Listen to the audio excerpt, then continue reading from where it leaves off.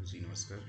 आप सभी का welcoming you all on your YouTube channel अपना मैथमेटिक्स चैनल में आप सभी का स्वागत है। आज का टॉपिक हम लोग परमुटेशन और कॉम्बिनेशन को ही कंटिन्यू कर रहे हैं और इसमें ऑलरेडी हम लोगों ने थ्री इंट्रोडक्टरी पार्ट और उसके बाद दो एक्सरसाइजेस कर रखा है। सो अभी हम लोग उसके आगे कंटिन्यू कर रहे हैं और समझते हैं कि परमुटेशन में क्या क्या चीज़ें आपको समझनी है ना, क्या क्या मीनिंग्स हैं इसकी परमुटेशंस की। ठीक है, सो कंटिन्यू करते हैं इसे। ठीक है, जैसा कि हम लोगों ने पहले ही बोल रखा था कि परमुटेशन का मतलब मीनिंग जो होता है उसका मीनिंग होता है अरेंजमेंट। परमुटेशन को हम लोग क्या बोलते हैं? अरेंजमेंट बोलते हैं। ठीक है ना, ये हम लोगों ने फर्स्ट उसमें कर रखा था। ठीक है, अब अरेंजमेंट को समझना है यहाँ पे कि कैसे कैसे अरेंजमेंट हम लोग यहाँ पे कर सकते हैं और किस टाइप का अरेंजमेंट होता है। ठीक है ना, तो एक एग्जांपल से समझते हैं अरेंजमेंट को। फॉर एग्जांपल इधर हम लोग करते हैं, सपोज कर लीजिए अपने पास थ्री लेटर्स हैं, है ना, लाइक एक्स वाई जेड। ये एक वर्ड समझिए इसको थोड़ी देर के लिए कि एक्स वाई जेड एक वर्ड है, इसमें थ्री लेटर्स हैं, है ना। कौन कौन से? X Y and Z, three letters हैं इसमें। तो इन थ्री लेटर्स का यूज करके हम एक्स वाई जेड को विद या विदाउट मीनिंग कितने वर्ड्स फॉर्म कर सकते हैं इससे, है ना, कितने वर्ड्स बना सकते हैं। तो देखते हैं, है ना, प्रैक्टिकलिटी में थोड़ा सा भी हम लोग इसको करते हैं, फिर बाद में देखेंगे कि इसका मैथमेटिकल डायरेक्ट कैसे हम लोग निकालते हैं। ठीक है, तो देखिए पहले x को हम लोगों ने क्या कर दिया, फिक्स कर दिया। ठीक है, पेन चेंज कर लेता हूँ। x को हम लोगों ने फिक्स कर दिया और y z को हम लोग वेरी कराएंगे, है ना।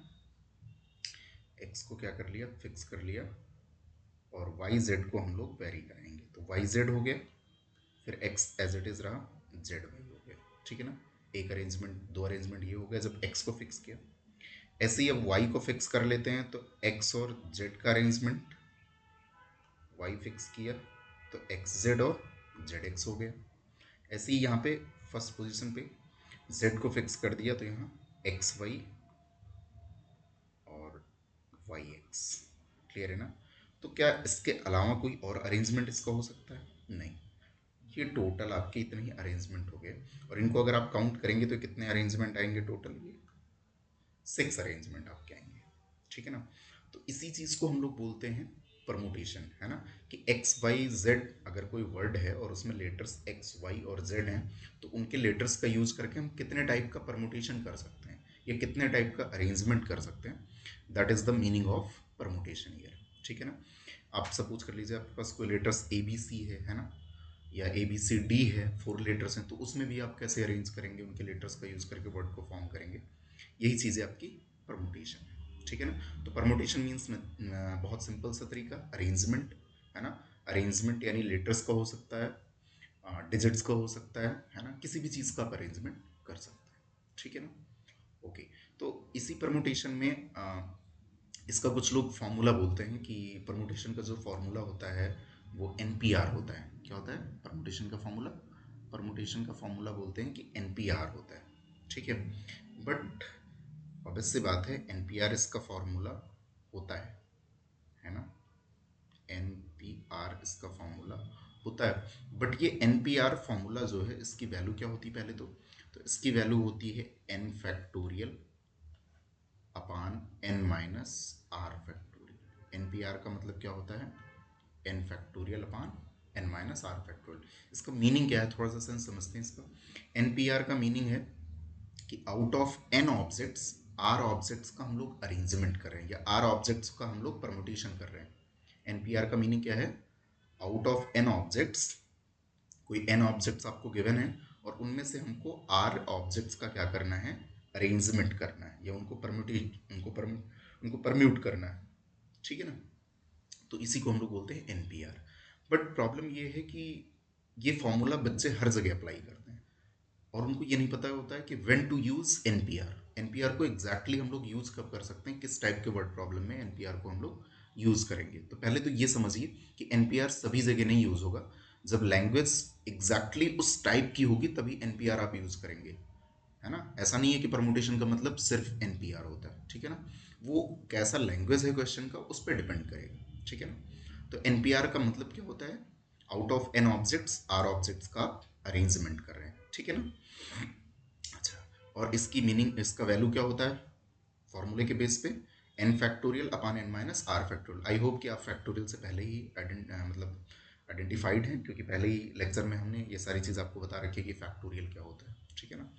चलिए, सो नेक्स्ट अब देखते हैं कि परमुटेशन में क्या क्या चीज़ें हैं, ठीक है। अब कह रहे हैं permutation when all objects are distinct. अब यहाँ से थोड़ा सा परमुटेशन की जर्नी स्टार्ट होती है। Okay, permutation when all objects are distinct का मतलब ये है कि जैसे हमारे पास दो वर्ड्स हैं, ठीक है। सपोज कर लीजिए मैंने लिया यहाँ पे एक वर्ड्स ले लिया मैंने, एक वर्ड लिया मैंने foxes,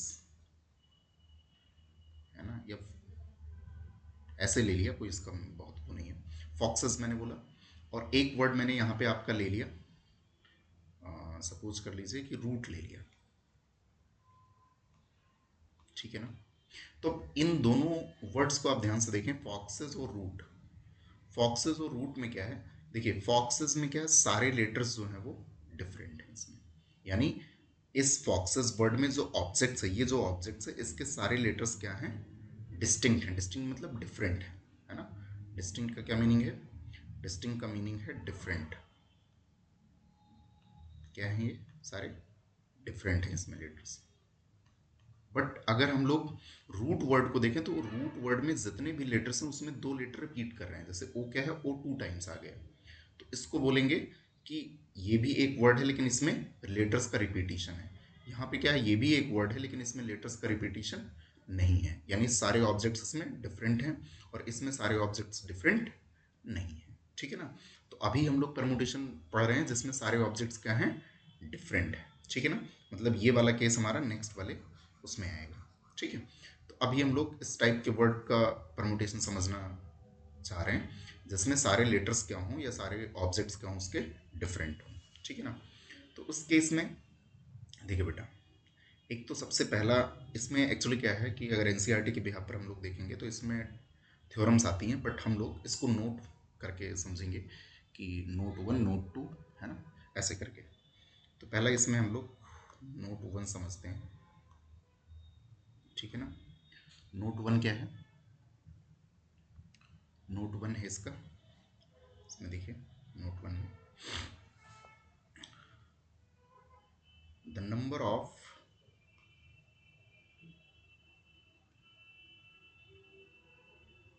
the number of permutation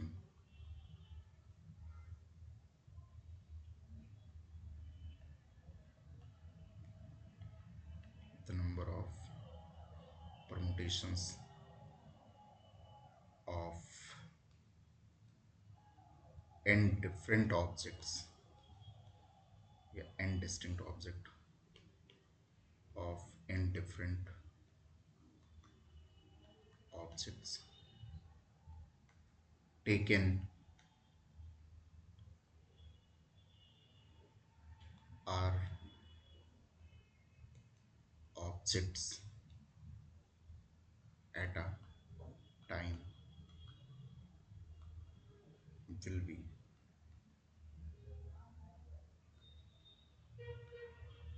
will be in sense करके लिखते हैं, will be npr, will be npr where, यहाँ पे क्लियरली मेंशन है ये चीज, where repetition of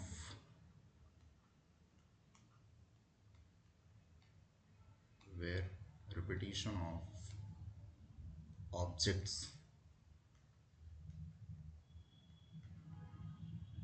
are not allowed, where repetition of objects are not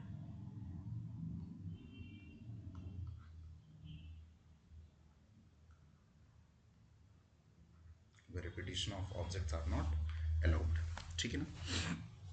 तो आई होप कि ये चीज़ आपको, अब इसमें देखिए नोट वन क्या है, नोट वन कह रहा है the number of permutation of n different objects taken r objects at a time will be n P are.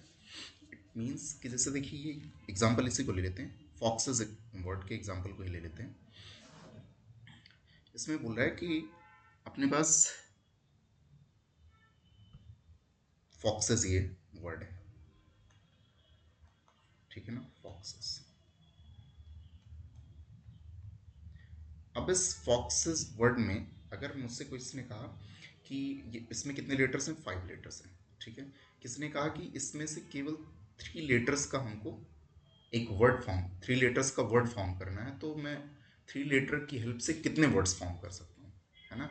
ये कितने डिफरेंट टाइप के हम लोग परमुटेशंस कर सकते हैं using 3 letters of the word foxes, है ना। इसका अगर एग्जैक्ट आपको क्वेश्चन समझना तो ऐसा बोलेगा कि find the total number of permutations of 3 letters, है ना। Find the total number of permutations of the word having 3 letters of the word foxes. यानी फॉक्सेस वर्ड जो है ये जो फॉक्सेस वर्ड है, फॉक्सेस वर्ड के किसी भी 3 लेटर्स का यूज करके आप जो है कितने सारे परमुटेशंस बना सकते हैं, कितने सारे अरेंजमेंट कर सकते हैं, है ना, डिफरेंट वर्ड्स फॉर्म कर सकते हैं। तो जब भी ऐसा केस है तो अब देखिए टोटल इसमें कितने हैं, 5 हैं, 5 लेटर्स हैं इसमें, और 5 में से एनी 3 का आपको अरेंजमेंट करना है, एनी 3 का अरेंजमेंट करना है। और उसमें से अरेंजमेंट का मैंने बिल्कुल फोकस कर रखा, आपको अरेंजमेंट मीन्स आपको ऑर्डरिंग हम मैटर करेगा, है ना। जैसे अभी आप लोगों ने देखा एक्स वाई जेड में ऑर्डर कैसे मैटर करता है, ठीक है ना।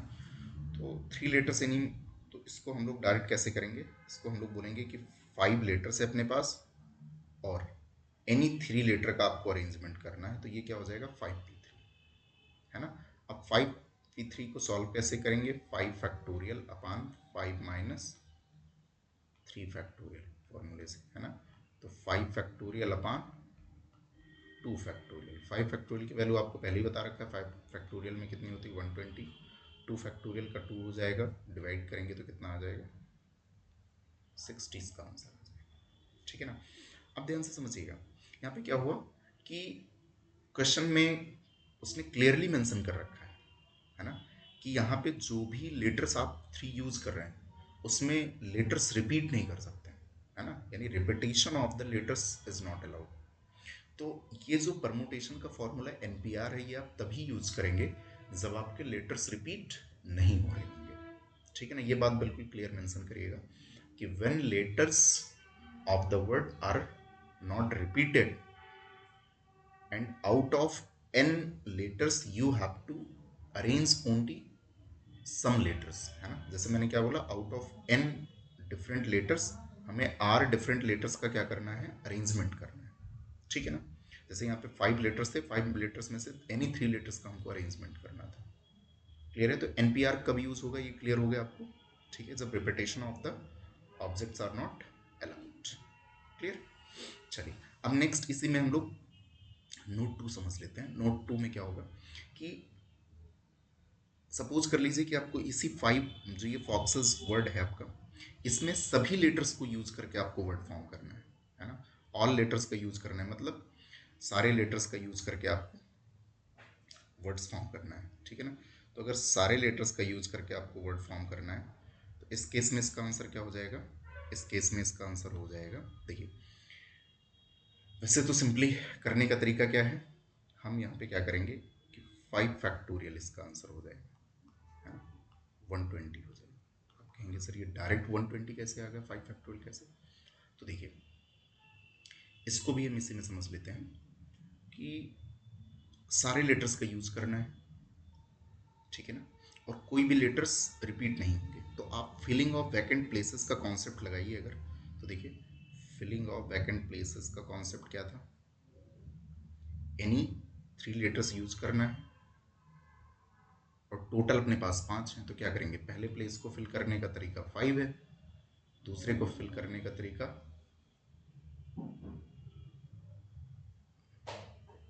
कितना हो जाएगा, क्योंकि लेटर्स आपके रिपीट जो है नहीं कर रहे हैं, है ना, लेटर्स आपके रिपीट नहीं कर रहे हैं, और 5 के 5 लेटर्स का यूज करना है आपको, ठीक है ना। सॉरी ऐसा नहीं करेंगे, थोड़ा देर के लिए समझ रहे हैं, क्वेश्चन में कुछ दूसरा बताना चाह रहा था बट ये कुछ दूसरा, जैसे ये फॉक्सेस ही है, और इस फॉक्सेस लेटर्स में से हमको क्या करना है, फॉक्सेस वर्ड के लेटर्स में से क्या करना है कि सारे लेटर्स का यूज करके हमको जो है वर्ड्स फॉर्म करना है, ठीक है। और इसमें कोई भी लेटर्स रिपीट नहीं हो रहा है ना, यानी पांच के पांचों लेटर्स आपको यूज करने हैं, ठीक है। तो 5 लेटर्स का यूज करके बनाना है, तो इट मीन्स 5 प्लेसेस आप क्रिएट करेंगे ना, 5 प्लेसेस क्रिएट करेंगे आप, क्योंकि 500 लेटर का बनना है, 5 लेटर्स का वर्ड बनाना है और 5 ही अपने पास अवेलेबल है, तो रिपीटिशन नहीं हो रहा, तो पहले प्लेस पे आप 5 कर लेंगे, 5 पॉसिबिलिटी है, दूसरे प्लेस पे 4 पॉसिबिलिटी है, तीसरे प्लेस पे 3 पॉसिबिलिटी है, इस पे 2 पॉसिबिलिटी और इस पे केवल एक पॉसिबिलिटी है ना, कोई एक। तो इसका प्रोडक्ट करेंगे कितना हो जाएगा, 5 into 4 into 3 into 2 into 1, that is 120 आ जाएगा क्या। और अगर ध्यान से देखें तो ये 5 इंटू 4 इंटू 3 इंटू 2 इंटू 1 ये क्या है, 5 फैक्टोरियल के इक्वल तो है, 5 फैक्टोरियल के इक्वल है कि नहीं इक्वल है।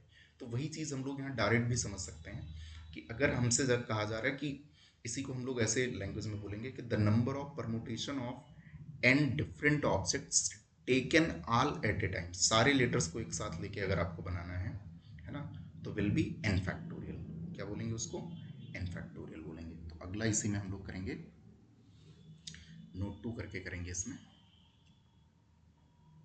नोट 2 क्या हो जाएगा अपना,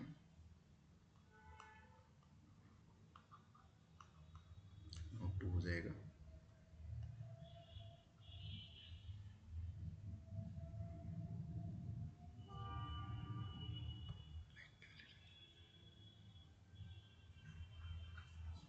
नोट 2 में क्या हो जाएगा, the number of permutations, the number of permutations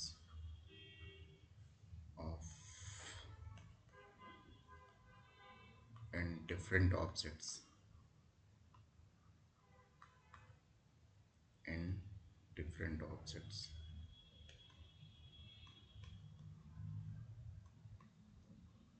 taken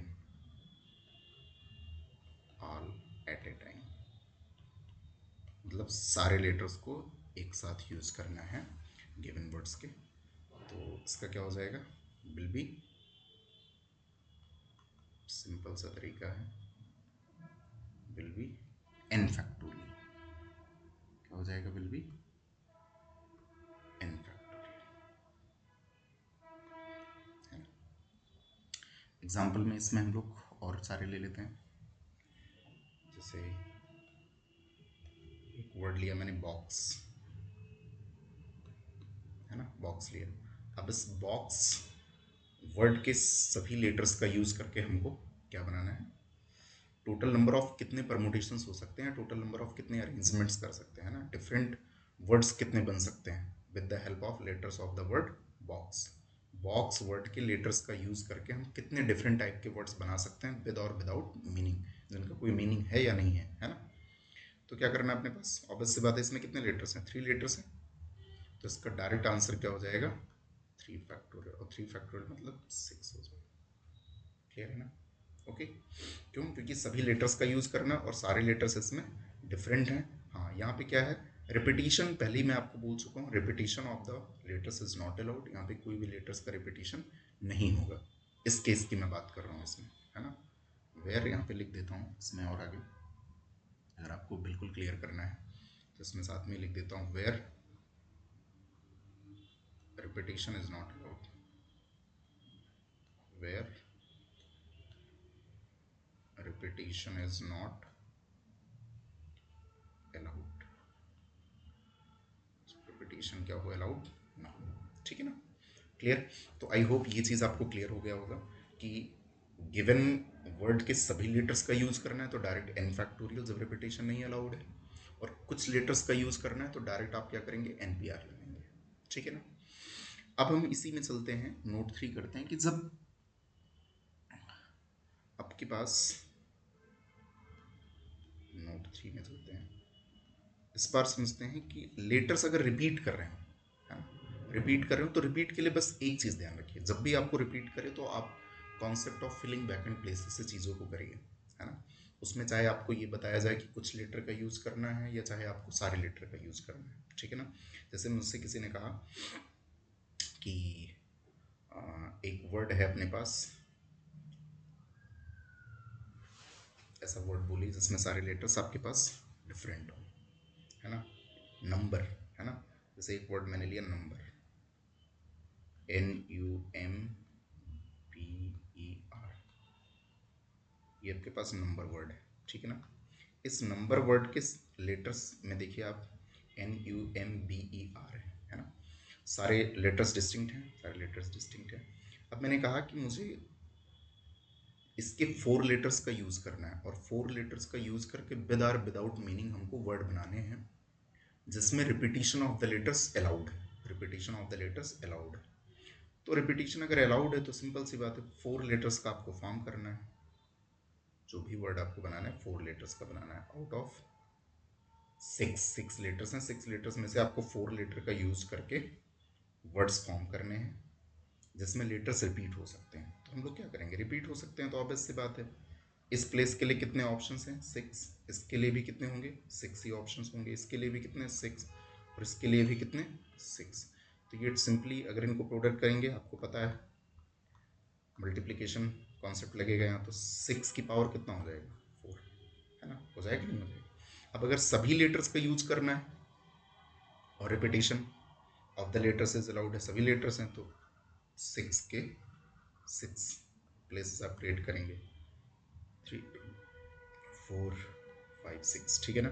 तो इसके लिए भी कितने होंगे, 6 होंगे, इसके लिए भी 6, इसके लिए भी 6, इसके लिए भी 6, इसके लिए भी 6। इसके लिए आपको पहला लेक्चर आपको देखना पड़ेगा, उसमें ये सारी चीज़ें क्लियर हैं कि concept of filling vacant places कैसे करते हैं। तो ये हो जाएगा 6 की पावर 6, है ना। तो इस केस में यानी इसी को हम लोग नोट करके अगर लिखना चाहें तो इसमें ये बोलेंगे कि the number of permutation of n different objects taken, है ना, taken r at a time, taken r at a time will be n की power r where repetition is allowed, ठीक है ना। तो इसी चीज को हम लोग नोट करके थोड़ा सा लिख लेते हैं,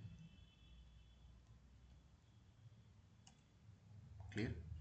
नोट नंबर आपका कौन सा हो जाएगा, ये 3, नोट नंबर 3 में हम लोग करते हैं। नोट नंबर 3 आपका हो जाएगा the number of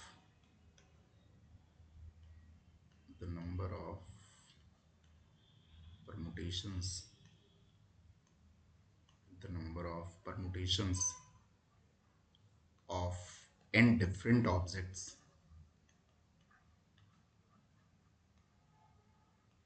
of n different objects taken are at a time will be taken r at a time will be n की power r, will be n की पावर r। यहाँ पे repetition of letter is allowed where repetition of, या letters क्यों बोल सकते हैं, बहुत सारी चीज़ें हो सकती हैं, है ना। सिंपल लिखते हैं वेयर रिपीटिशन इज अलाउड, या repetition of object is allowed, ठीक है ना। ओके, सिंपल सी बात है, ठीक। सो ये नोट आपको जो है 3 टाइप की चीज़ें यहाँ पे समझनी है कि जब सारे लेटर्स डिफरेंट है, ठीक है ना, तो सारे लेटर्स डिफरेंट होने में परमुटेशन करने का जो तरीका है, एक तो कैटेगराइज कर दें इस चीज़ को, थोड़ा सा हम लोग फॉर्मली समझ लेते हैं कि जब सारे लेटर्स डिफरेंट हैं तो डिफरेंट में भी आपके पास 2 कैटेगरी है, different letters, sorry different letters क्या, डिफरेंट ऑब्जेक्ट्स हैं। तो डिफरेंट ऑब्जेक्ट्स को भी 2 टाइप में कैटेगराइज कर लीजिए, है ना। एक जब रिपीटिशन अलाउड हो, एक क्या, जब रिपीटिशन अलाउड हो, और दूसरा जब रिपीटिशन अलाउड नहीं हो,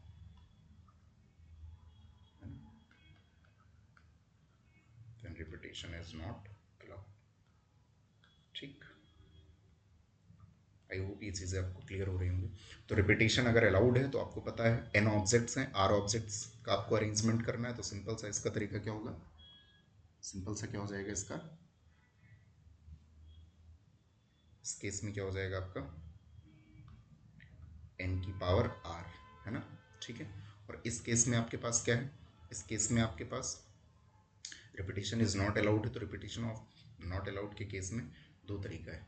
एक तो ये है कि आपके पास इसमें एन पी आर आप यूज़ कर सकते हैं जब आपको आउट ऑफ एन आर का अरेंजमेंट करना हो, और दूसरा क्या है एन फैक्टोरियल आप यूज़ कर सकते हैं जब आपको सारे लेटर्स का यूज़ करना हो, ठीक है ना। तो आई होप आपको ये सारे लेटर्स अगर डिफरेंट है तो उस केस में आपको परमुटेशन समझ में आ गया होगा, ठीक है ना। चलिए नेक्स्ट देखते हैं। नेक्स्ट स्लाइड है आपका। Thank you very much for watching अपना मैथमेटिक्स चैनल, ठीक है ना। अभी हम लोग इस पे बेस्ड एग्जांपल्स भी करेंगे, बट वो नेक्स्ट एक्सरसाइज वाले क्वेश्चन उसमें आ जाएंगे, ठीक है। So thank you very much for watching अपना mathematics, have a good day.